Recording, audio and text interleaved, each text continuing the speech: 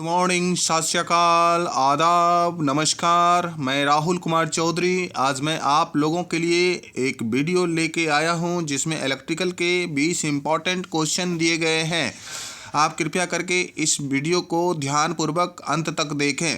अगर आप हमारे चैनल पे नए हैं तो चैनल को सब्सक्राइब ज़रूर कर लें और हमें सपोर्ट कीजिए, क्योंकि मैं आपके लिए इस प्रकार के वीडियो हर रोज़ लाता रहूं। आप हमें काफ़ी सपोर्ट कीजिए और आपके लिए मैं काफ़ी मेहनत करता हूं। बहुत मेहनत के बाद ये वीडियो बनती है, तो कृपया करके हमारे इस चैनल को ज़रूर सब्सक्राइब कर लें और बेल आइकन्स दबाना ना भूलें। तो चलिए हम इसमें 20 इम्पॉर्टेंट क्वेश्चन को देखने वाले हैं जो यूपी पीसीएल TG2 में ही पूछे गए हैं। और इसी तरह के क्वेश्चन आपको आगे एग्जाम में पूछे जाएंगे। पैटर्न यही रहेगा, क्वेश्चन का जितना भी आपने पढ़ा है थ्योरी, उसी थ्योरी के बेस्ड पे क्वेश्चन आएगा और इससे अलग कुछ भी नहीं आएगा। ध्यानपूर्वक हमारे इस जितने भी क्वेश्चंस को हैं उसका देखिए। तो चलिए मैं स्टार्ट करता हूँ। तो इस क्वेश्चन को आप ध्यानपूर्वक देखें। ट्रांसफार्मर में लोड के अनुसार किस प्रकार के क्षय में परिवर्तन होता है। आप देखें कि ट्रांसफार्मर में क्या होती है, हानियां होती है और उसमें आयरन हानि होती है, कॉपर हानि होती है। तो कौन सा हानि में परिवर्तन होते रहता है। आप जानते हैं कि लोहा हानि जो ट्रांसफार्मर में होता है वो क्या होता है कि स्थिर रहता है, जबकि कॉपर हानि हमेशा बदलते रहती है। लोड बदलने के साथ कॉपर हानि बदल जाती है। तो इसके अनुसार क्या हो जाएगी, इसमें कॉपर यानी तांबे का क्षय जो है वो बदलते रहता है। तांबे का क्षय इसका सही उत्तर हो जाएगा। एक ट्रांसफार्मर में लोड के अनुसार ताम्र का क्षय जो है उसमें परिवर्तन होता है। तो निश्चित रूप से आपको समझ में आ गई होगी। आगे का क्वेश्चन लेते हैं। आगे का क्वेश्चन आप ध्यानपूर्वक देखें। नेक्स्ट क्वेश्चन, इस क्वेश्चन में आप ट्रांसफार्मर तेल का निम्नलिखित में से कौन सा कार्य नहीं है। देखिए इसमें ट्रांसफार्मर में एक ऑयल डाला जाता है। ऑयल इसलिए डाला जाता है कि ताकि ट्रांसफार्मर के कॉइल को क्या करे, ठंडा रख सके। ठीक है, इसमें देखिए इसमें 4 ऑप्शन दिया गया है। इसमें चारों ऑप्शन को आप ध्यानपूर्वक पढ़ें। प्राइमरी कॉइल को ठंडा करना, ये तो ठीक है, कॉइल को ठंडा करने के लिए ही दिया जाता है। दूसरा है सेकेंडरी कॉइल को ठंडा करना, ये भी सही है। अतिरिक्त इंसुलेशन प्रदान करना, तो ये भी आपका क्या है, सही है। आप चौथा ऑप्शन देखें, प्रेरक युग्मन प्रदान करना, ये बिल्कुल भी गलत है। ये बिल्कुल, इसके लिए तो हम लोग नहीं करते हैं। तो इसका सही उत्तर जो हो जाएगा, इसका सही उत्तर आप देखेंगे ऑप्शन डी हो जाएगा। तो ऑप्शन डी की ओर जाए। ट्रांसफार्मर तेल का कार्य शीतलन प्रदान करना, न कि प्रेरक युग्मन प्रदान करना, ये बिल्कुल गलत है। ऑप्शन डी की ओर जाए तो सही उत्तर हो जाएगा। और इसमें देखिए आप तीसरे क्वेश्चन की ओर चलें। तीसरे क्वेश्चन में आप ध्यानपूर्वक देखें। इसमें दिया गया है क्वेश्चन में कि ट्रांसफार्मर तेल का न्यूनतम दीप्ति बिंदु, फ्लैश बिंदु क्या होता है। देखिए इसका आप आगे जाके उत्तर देखेंगे। क्या होता है कि जहाँ से ये बॉयल होना शुरू हो जाता है, तो बॉयल होना, तेल का जो फ्लैश बिंदु होता है, जहाँ से तेल का बॉयल होना शुरू हो जाता है और वो बॉयल होकर के वो ऑयल वेपर में बदलने लगता है, वैसे बिंदु को हम बोलते हैं कि फ्लैश बिंदु। तो ट्रांसफार्मर तेल का जो फ्लैश बिंदु होता है वो 140 डिग्री होता है। 140 डिग्री ट्रांसफार्मर तेल का न्यूनतम दीप्ति बिंदु 140 डिग्री पर होता है। इस तापमान पर लोड वृद्धि के साथ तापमान वृद्धि एवं तेल का ज्वलन प्रारंभ हो जाता है। ट्रांसफार्मर ऑयल द्वारा दक्षता से में भी परिवर्तन हो जाता है। तो इसका सही उत्तर जो है ट्रांसफार्मर तेल का न्यूनतम दीप्ति बिंदु यानी फ्लैश पॉइंट। आपको क्वेश्चन बहुत इंपॉर्टेंट है, ये क्वेश्चन बिल्कुल भी पूछा गया है, तो आप इसको ध्यानपूर्वक देखें। तो इसका जो होगा ऑप्शन सी क्या हो जाएगा, करेक्ट आंसर हो जाएगा। ऑप्शन सी की ओर जाए। चलिए आगे चलते हैं। ट्रांसफार्मर के नो लोड करंट का मान क्या होगा। बहुत ही इंपॉर्टेंट क्वेश्चन है और आपको ये पूछा गया क्वेश्चन है। ट्रांसफार्मर के नो लोड का जो है वो करंट का कितना मान होगा। तो इसमें देखें, ऑप्शन ए है 5 से 10%, ऑप्शन बी है 15 से 20%, ऑप्शन सी है 10 से 15%, ऑप्शन डी है 2 से 5%। आप लोग भी कमेंट करके आंसर बता सकते हैं। तो चलिए फटाफट कीजिए। तो इसमें देखिए, अगर ट्रांसफार्मर नो लोड पे कार्य कर रही है तो उसमें करंट का जो मान होगा वो 2 से 5% होगा। ठीक है, तो इसका सही उत्तर क्या हो जाएगा, ऑप्शन डी हो जाएगा। Option D is the correct answer. आप ऑप्शन डी की ओर जाएं, आपको ये मिल जाएगा। तो चलिए तीसरे क्वेश्चन की ओर चलते हैं। यहाँ पे देखिए क्वेश्चन नंबर 5 हो चुका है। आप यहाँ ध्यानपूर्वक दें। बुकोल्ज रिले आपने पढ़ा होगा। बुकोल्ज रिले के बारे में ट्रांसफार्मर में लगाई जाती है बुकोल्ज रिले, और इसमें प्रयोग क्यों किया जाता है इसका कारण पूछा है। बुकोल्ज रिले का प्रयोग निम्नलिखित में से किया जाता है किस में? तो देखिए यहाँ पे बोला है परिणामित्र में किया जाता है, ताप वैद्युत युग्म में किया जाता है, परिपथ वियोजक में किया जाता है, ताप अस्थायी में किया जाता है। ये सभी देखिए बुकोल्ज रिले आपने ट्रांसफार्मर में ही देखा होगा। ट्रांसफार्मर में बुकोल्ज रिले को देखा होगा, तो इसलिए इसका जो सही उत्तर हो जाएगा वो ट्रांसफार्मर में हो जाएगा। ट्रांसफार्मर में यानी परिणामित्र में किया जाता है। ट्रांसफार्मर का दूसरा नाम परिणामित्र भी है। तो आप ध्यानपूर्वक इस पर ध्यान लगाए रखें। चलिए आगे की ओर चलते हैं। नेक्स्ट क्वेश्चन की ओर चलते हैं। आप ध्यान दें।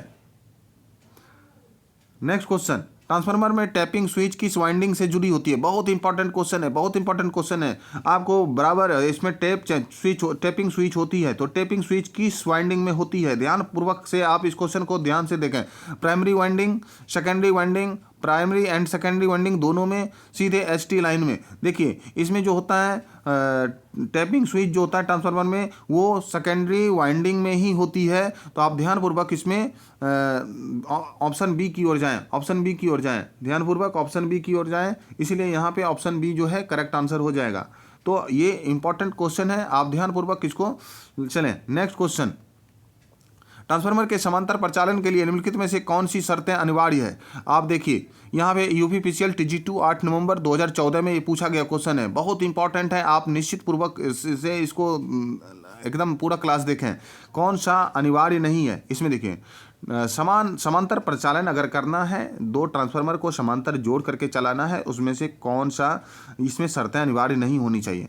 देखिए इसमें ट्रांसफार्मर की समान ध्रुवता होनी चाहिए। हाँ, समान उसका क्या होना चाहिए? समान ध्रुवता होना चाहिए। जैसे कि अगर कोई ट्रांसफार्मर है जिसका प्राइमरी वाइंडिंग डेल्टा का है, तो आपका दूसरे ट्रांसफार्मर भी प्राइमरी वाइंडिंग डेल्टा का ही होना चाहिए। अगर सेकेंडरी वाइंडिंग इसका स्टार का है तो सेकेंडरी वाइंडिंग स्टार ही होना चाहिए। इस तरह से उसकी ध्रुवता समान ही होनी चाहिए, और समान वोल्टेज अनुपात ही होनी चाहिए। उसके वोल्टेज अनुपात समान होनी चाहिए। ठीक है, वोल्टेज अनुपात समान होनी चाहिए, ध्यान दीजिएगा। समान प्रतिशत प्रतिबाधा होनी चाहिए। दोनों का प्रतिबाधा जो है वो समान होनी चाहिए। ठीक है, और ऑप्शन डी है प्राइमरी वाइंडिंग में वर्थ यानी टर्न समान होने चाहिए। ऐसा कोई ज़रूरी नहीं है प्राइमरी वाइंडिंग में जो है समान टर्न होने चाहिए, ऐसा कोई ज़रूरी नहीं। ऑप्शन डी जो है ये शर्त है बिल्कुल भी नहीं चलेगी। बाकी तीनों ऊपर की शर्तें जो है वो होनी चाहिए, इसीलिए इसमें ऑप्शन डी जो है आपका करेक्ट हो जाएगा। चलिए आगे की ओर चलते हैं। आगे क्वेश्चन की ओर, दो परिणामित्रों के समांतर प्रचालन के दौरान निम्नलिखित में से किस स्थिति का पालन नहीं किया जाना चाहिए? देखिए फिर से क्वेश्चन रिपीट हुआ है, 2019 में पूछा गया है क्वेश्चन। यूपीपीसीएल TG2 25 जनवरी 2019 में क्वेश्चन पूछा गया है कि दो ट्रांसफार्मर है, उसको समांतर प्रचालन के लिए क्या क्या शर्तें होनी चाहिए। इस पर आप जरूर अपने थ्योरी को बिल्कुल क्लियर कर लें, ये क्वेश्चन पूछे जाते हैं। ठीक है, देखिए ऑप्शन ए है उनका वोल्टता निर्धारण जो है समान होनी चाहिए। तो ये जो है वोल्टता अनुपात जो है वो तो होनी ही चाहिए सही। उन्हें समान आवृत्ति पर संचालित करना चाहिए। ठीक है, उनका धारा निर्धारण रेटिंग समान होनी चाहिए। उनका परिनमन अनुपात समान होने। इसमें देखिए दो परिणामित्र के समांतर प्रचालन के लिए उनकी वोल्टता का निर्धारण समान होना चाहिए। वोल्टता का निर्धारण समान नहीं होनी चाहिए। उसमें जो है टर्न अनुपात यानी उसकी जो वोल्टेज रेशियो है दोनों का वो समान होनी चाहिए, ना कि उसकी वोल्टता समान होनी चाहिए। ऐसा कोई ज़रूरी नहीं है। ऑप्शन ए जो है इसका गलत हो जाएगा। आप यहाँ पे ध्यान से देखें, ऑप्शन ए जो है आपका इसका बिल्कुल ये नहीं चलेगा। उसका वोल्टता रेशियो होना चाहिए सही, यानी टर्न रेशियो सही होना चाहिए, ना कि उसका वोल्टता जो है निर्धारण समान होना चाहिए। ऐसा कोई ज़रूरी नहीं। आगे की क्वेश्चन की ओर चलते हैं। समांतर प्रचालन के लिए संभव 3 से 3 फेज ट्रांसफार्मर में मैंने पहले भी बात किया था। इसमें अगर कोई ट्रांसफार्मर का प्राइमरी वाइंडिंग स्टार है और सेकेंडरी डेल्टा है, तो इसी तरह के जो है आप दूसरा ट्रांसफार्मर लेंगे जिसमें प्राइमरी स्टार होना चाहिए और सेकेंडरी डेल्टा होना चाहिए। अगर ये दोनों सही है तो मतलब कि आप उसको समांतर प्रचालन कर सकते हैं। देखिए इस तरह से। तो इसमें देखिए बी में है, ऑप्शन बी में, ऑप्शन ए में है स्टार डेल्टा से स्टार डेल्टा, ये तो बिल्कुल सही है। स्टार डेल्टा से स्टार डेल्टा, बिल्कुल इसको करेक्ट कर सकते हैं, बिल्कुल इसको अब चलाएं। स्टार स्टार से स्टार डेल्टा नहीं, ये नहीं चलेगा क्योंकि ये देखिए दोनों अलग अलग है। और डेल्टा से डेल्टा और स्टार से स्टार स्टार डेल्टा, ये बिल्कुल भी नहीं चलेगा, ये भी आपका गलत है। और स्टार डेल्टा से डेल्टा स्टार, ये भी नहीं चलेगा। तो ये ऑप्शन ए जो है आपका सही हो जाएगा। ऑप्शन ए की ओर जाएं। किसी भी 3 फेज ट्रांसफार्मर में समांतर जो संयोजन की प्राथमिक शर्त है कि उनका फेज क्रम समान होना चाहिए। फेज क्रम अगर अलग हो जाएगा तो फेज क्रम बिल्कुल समान होनी चाहिए। और इसके अतिरिक्त समान ग्रुप के होने चाहिए। उनमें प्रति यूनिट प्रतिबाधा को भी आप ध्यानपूर्वक देख करके ही उसको करेंगे। और एक अच्छे टेक्नीशियन का ज़रूरी है कि वो सब कुछ समझ करके ही 2 ट्रांसफार्मर को क्या करें, पैरेलल संचालित कर पाएँ। ठीक है, इसीलिए आपका जो विकल्प दिया गया है वो विकल्प ए सही है और विकल्प ए की ओर जाए। स्टार डेल्टा से स्टार डेल्टा ही आप समांतर प्रचालन कर सकते हैं 2 ट्रांसफार्मर को, तो ये आपका सही होगा। चलिए आगे, इनमें से कौन सा ट्रांसफार्मर आकार के सबसे छोटे हैं? देखिए बहुत ही इंपॉर्टेंट क्वेश्चन है। मैंने इसको यूपीपीसीएल में तो नहीं पूछा गया, लेकिन शायद पूछ दे यूपीपीसीएल में, तो आप इसको ध्यानपूर्वक इस क्वेश्चन को देखें। देखिए ट्रांसफार्मर का आकार बड़ा होगा या छोटा होगा, ये जो है उसके फ्रीक्वेंसी पे डिपेंड करता है। जितना कम फ्रीक्वेंसी होगा उतना ही वो बड़ा ट्रांसफार्मर होगा, और जितना ज़्यादा फ्रीक्वेंसी होगा उतना ही छोटा ट्रांसफार्मर होगा। इसलिए आप देखिए इसमें सबसे छोटा पूछ रहा है, तो इसकी फ्रीक्वेंसी पे ध्यान डालिए कि ऑप्शन ए में है 60 हर्ट्ज 60 हर्ट्ज है, ऑप्शन बी में है 25 हर्ट्ज है, ऑप्शन सी है 100 हर्ट्ज है, ऑप्शन डी है 50 हर्ट्ज है। तो इसमें देखिए आप 100 हर्ट्ज जो होगा ये सबसे जो है छोटा, इसमें जो है 100 हर्ट्ज वाला जो ट्रांसफार्मर होगा सबसे छोटा होगा, क्योंकि फ्रीक्वेंसी पे ही डिपेंड करता है। फ्रीक्वेंसी जितना बड़ा होगा उतना ही वो छोटा ट्रांसफार्मर होगा। तो इसीलिए ऑप्शन सी की ओर जाए। ऑप्शन सी इसका सही उत्तर होगा। तो देखिए यहाँ 5 kVA 100 एचजेड वाला ट्रांसफार्मर सबसे छोटा होगा, और इस प्रकार के क्वेश्चन अब पूछे जाने लगे हैं। ठीक है, तो इसमें देखिए इसका व्याख्या है इस प्रश्नानुसार 5 kVA 100 हर्ट्ज वाला ट्रांसफार्मर सबसे छोटा होता है। जिस ट्रांसफार्मर की आवृत्ति की अधिक होती है वो आकार में उतना ही छोटा होता है, जिसकी आवृत्ति कम होती है वो आकार में उतना ही बड़ा होता है। अब चलिए ऐसा ही प्रश्न आपको हम दिखाने वाले दूसरा। ठीक है, आप देखिए यहाँ पे फिर पूछ दिया है RSMSSB इंस्ट्रक्टर पोस्ट के लिए 24 मार्च 2019 में पूछा गया था। निम्नलिखित में से कौन सा परिमाणित का आकार अधिकतम होगा? देखिए सबसे बड़ा जो है किसका होगा? इसमें जिसका जो है फ्रीक्वेंसी सबसे कम होगा उसका आकार सबसे बड़ा होगा।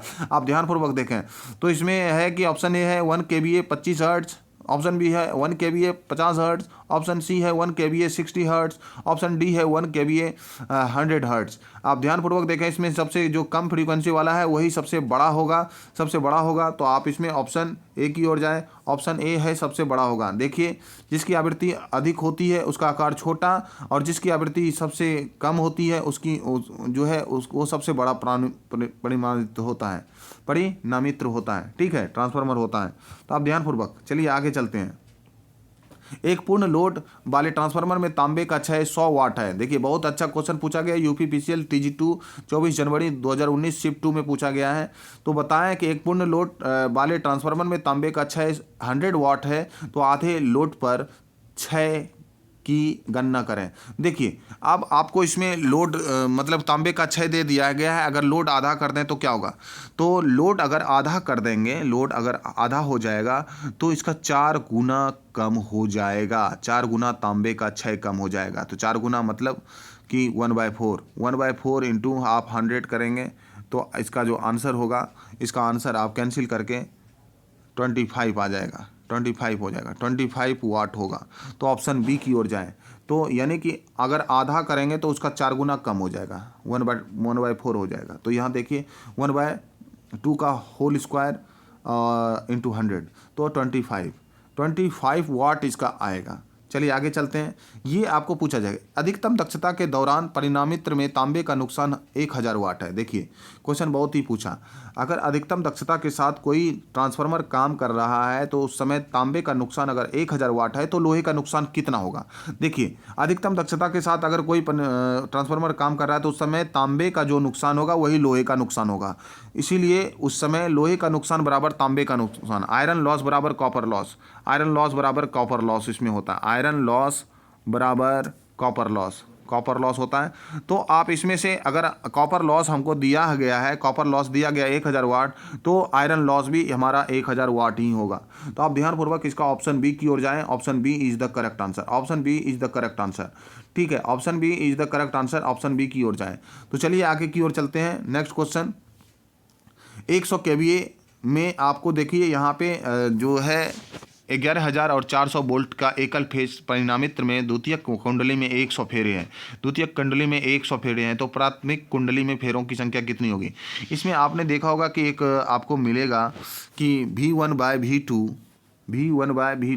V1/V2 आप ध्यानपूर्वक देखें, इक्वल टू आपको N1/N2। इस तरह के फॉर्मूले से आप इसका कैलकुलेशन करेंगे तो इसमें N1/N2 इस तरह से दे दिए हैं। तो N1 का जो मान हो जाएगा वो कितना आ जाएगा? N1 का मान आप जब N1 का मान निकालेंगे तो इसमें N1 का मान आपको क्या हो जाएगा? 275 आ जाएगा। आप कैलकुलेशन करेंगे, ये आपको ये बिल्कुल ही याद रखना है। इसमें से आपको 1-2 क्वेश्चन देखने को मिल सकता है। तो आप ध्यानपूर्वक इस तरह के प्रश्नों पर ज़्यादा फोकस करें। तो चलिए मैं आगे चलता हूँ। एक ट्रांसफार्मर में पूर्ण भार पर हानि 1000 वाट है। ठीक है, एक ट्रांसफार्मर में पूर्ण भार पर हानि जो है 1000 वाट है। आधे भार पर इसकी हानि क्या होगी? देखिए इसमें जो है, इसमें एक चीज़ गलत किया है कि कॉपर हानि यानी कि ताम्र हानि इसको लिखना चाहिए। ठीक है, ताम्र हानि इसको लिखना चाहिए। अगर एक ट्रांसफार्मर में पूर्ण भार पर ताम्र हानि जो है 1000 वाट है, तो अगर इसको आधे भार पे करेंगे तो देखिए 1/4 हो जाएगा। ठीक है, 1/4 गुने 1000, तो इसको आप कैलकुलेशन करेंगे तो निश्चित रूप से आपको 250 वाट मिलने वाला है। आप देखिए इसमें आंसर जो हो जाएगा उसका 250 वाट हो जाएगा। ठीक है, ताम्र हानि अगर आधा करेंगे तो वो 4 गुना कम हो जाएगा। ठीक है, अगर उसको 1/3 करेंगे तो 9 गुना कम हो जाएगा। ठीक है, तो इस तरह से आप इसको करते चलें। चलिए आगे आगे चलते हैं। नेक्स्ट क्वेश्चन, तो इसका सही उत्तर ऑप्शन डी हो जाएगा। चलिए नेक्स्ट क्वेश्चन, अधिकतम दक्षता के दौरान परिणामित्र में तांबे का नुकसान 1000 वाट है, तो लोहे का नुकसान कितना होगा? देखिए ये क्वेश्चन बार बार दोहरा रहा है। अधिकतम दक्षता, देखिए अधिकतम दक्षता, जब भी अधिकतम दक्षता के साथ कोई ट्रांसफार्मर काम करता है तो उस समय आयरन लॉस और कॉपर लॉस दोनों बराबर होते हैं। इसीलिए अगर यहाँ पे आप देख रहे हैं तांबे का नुकसान अगर 1000 वाट है तो लोहे का नुकसान भी 1000 वाट ही होगा। तो ये इसका सही उत्तर हो जाएगा 1000 वाट। तो चलिए ये क्वेश्चन बार बार रिपीट हो रहा है। चलिए आगे की को चलते हैं आगे की ओर। निम्नलिखित सुरक्षा में किस छोटे वितरण ट्रांसफार्मर में आमतौर पर में प्रदान नहीं किया जाता है? देखिए छोटे ट्रांसफार्मर जो होते हैं उसमें क्या नहीं दिया जाता है? तो इसमें देखिए ऑप्शन ए है ब्रीदर, ऑप्शन बी है अधिधारा सुरक्षा, ऑप्शन सी है अधिवोल्टता सुरक्षा, ऑप्शन डी है बुकोल्ज रिले।